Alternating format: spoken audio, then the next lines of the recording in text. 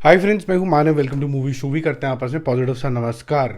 देखो, बहुत सारे जो फिल्म मेकर्स होते हैं ना, वो पहले बनाते थे कि देखो हमने कितनी जज्बाती मूवी बनाई है, आके देखो हमने क्या एक्शन डाला है, वो देखो। फिर बीच में यार वीएफएक्स बड़े अच्छे हैं, वो भी देखो।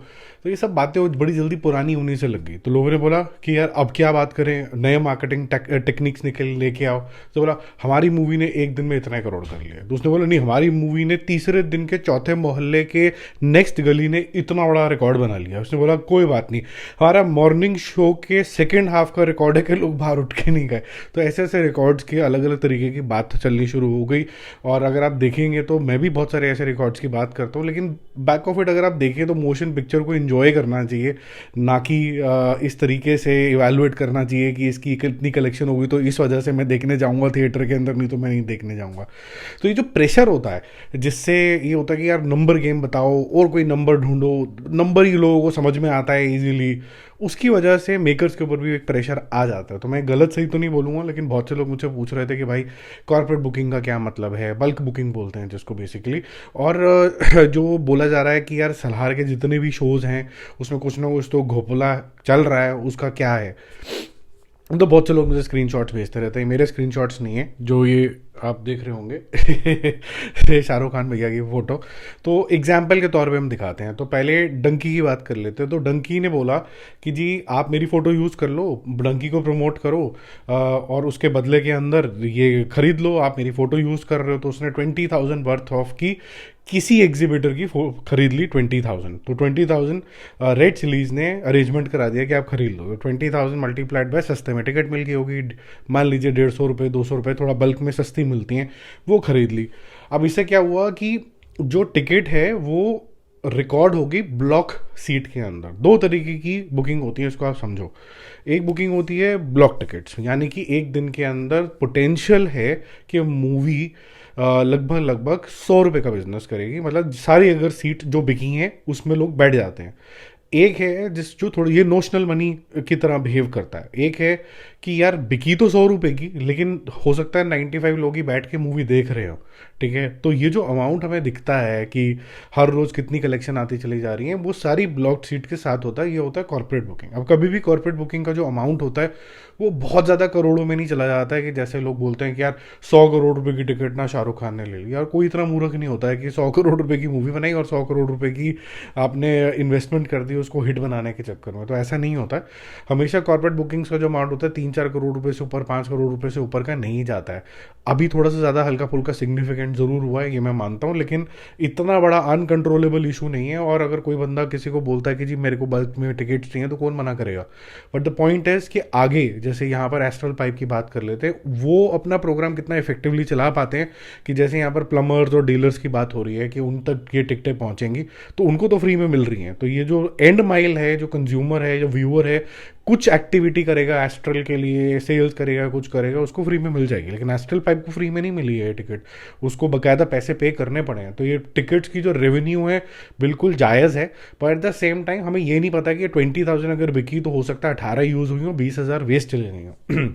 अब राइट हैंड साइड के इसके अंदर आते हैं। तो इससे नुकसान क्या होता है, बस इतना ही नुकसान होता है कि 100 रुपये की टिकट बिकी तो रेवेन्यू इतना आया, हो सकता है 98 रुपीज़ का एक्चुअल रेवेन्यू, क्योंकि इतने लोगों ने ही जाके थिएटर में देखी।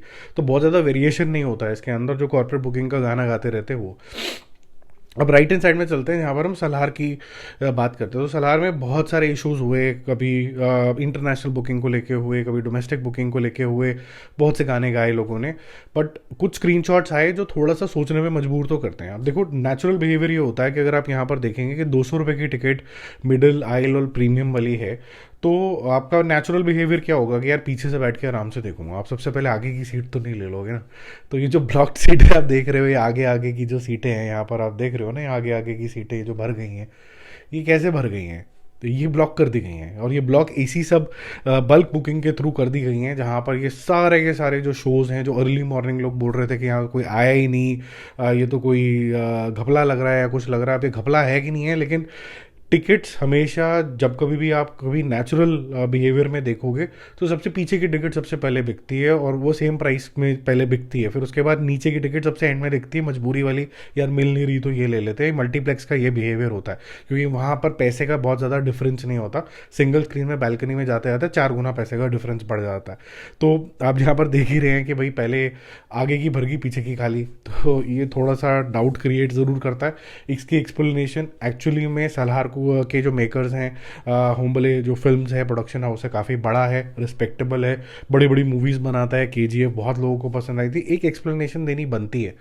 अब तीसरी चीज़ ये है कि जैसे भी जो भी बुकिंग हो रही है, सबको हक है अपनी रेवेन्यूज़ को बढ़ाने का। एक मिठाई की दुकान है, अगर वो कॉर्पोरेट में कोई लेके चला जाता है, कोई वॉक इन में लेके चला जाता है, कोई गिफ्टिंग के अंदर यूज़ हो जाती है, कोई ई कॉमर्स में यूज़ होनी शुरू हो जाती है, all is fair. All we are asking is as consumers, आप और मैं यही चाहते हैं बस कि जो एक्चुअली में जो सीट कंज्यूम हुई हैं उसका भी एक डेटा मिले। उस डेटा से हमें थोड़ा ज़्यादा क्लैरिटी आ जाएगी कि कितना एक्चुअली में रुझान आया है इस मूवी को लेके, कितने लोगों ने देखी, और वो जो देखी की जो वैल्यू है वो भी अपने आप में एक वैल्यू होगी जो एक्चुअली में असर्टेन करना चाहिए कि इतने वैल्यू के वर्थ के लोगों ने देखा। हालांकि मेरा पर्सनली मानना है कि मूवी का जो वैल्यूएशन है, ये 1,000 करोड़, 3,000 करोड़, 4,000 करोड़, ये पहले दिन से ही आ जाना और रिलीज से पहले रिव्यूज़ रिलीज़ कर देना, जो मूवी का ट्रू मोशन पिक्चर का जो मज़ा होता है ना, वो किल कर देता है। मेरे ऊपर भी बैन लगा दो, सारी दुनिया पे बैन लगा दो कि भाई आप जाएं मूवी देखें, एंजॉय करें, आप 2 दिन बाद ही रिव्यू दे सकते हैं, आप उससे पहले रिव्यू नहीं दे सकते हैं। क्योंकि अभी तो क्या हो गया कि इतना कुछ सीडेड हो जाता है कि आप अपना दिमाग खुद नहीं लगा पाते हैं, आप लोगों के दिमाग से चल रहे हैं कि उसको अच्छी नहीं लगी, अरे भाई उसको अच्छी नहीं लगी, तो फिर क्या होता है कि आपको उस बिहेवियर में आना पड़ता है कि पहले मैं साउथ के बिहेवियर में आऊँगा 2 साल पहले कि भाई साउथ की मूवी अगर आप देखते हो तभी आप जो है अच्छे मूवी लवर्स हो, देखो किस तरीके की action movie, over the top मासी मूवी बनाते हो। अब आपको क्योंकि शाहरुख खान को आगे बढ़ाना है तो अचानक से मासी मासी मासी मासी भूल गए, अब उन्होंने बोला नहीं हमें तो क्लासी मूवी ही देखनी है, क्लासी क्लासी मासी मासी मासी क्लासी क्लासी क्लासी हो गया। तो लोग क्या करते हैं, लोगों की गलती नहीं है, ये जैसे एक पैटर्न फॉलो होना शुरू हो जाता है, फिर आदमी को दिक्कत होनी शुरू हो जाती है कि क्या मैं इस जो वेव है उसका पार्ट हो के नहीं हूँ, अगर मैं इस वेव का पार्ट नहीं हूँ तो कोई मेरी ट्रोलिंग तो नहीं हो जाएगी, कहीं मैं एक्सक्लूडेड तो नहीं फील करूँगा। या फिर आप बोलो कि आई एम कॉन्फिडेंट है ना, भाड़ में जाओ, मुझे तो किसी की वैलिडेशन की ज़रूरत नहीं है, अपन को तो वही देखना जो देखना है, ठीक है। तो मुझे जो मूवी पसंद आएगी मैं वही देखूंगा, चाहे उसको कोई डॉगी भी देखने ना जाए, मेरे को पसंद आएगी ना, that is more than enough, ठीक है। तो या तो ये एटीट्यूड होना चाहिए, और एक्चुअली में सिनेमा का पर्पज़ तो यही था कि जिसको पसंद आ रही है वो देख लो, ठीक है। ये जो नंबर गेम और इतना ज़्यादा ओवरटली रिव्यू, हर बंदा ये रिव्यू, इससे थोड़ा सा दिक्कत तो आ रही है, ठीक है। तो ये सिर्फ नंबर ड्रिवन चीज़ बन गई, इसमें इमोशन माइनस होते चले जा रहे हैं। आपको क्या लगता है इसके बारे में, कमेंट करके ज़रूर बताना। Bye bye.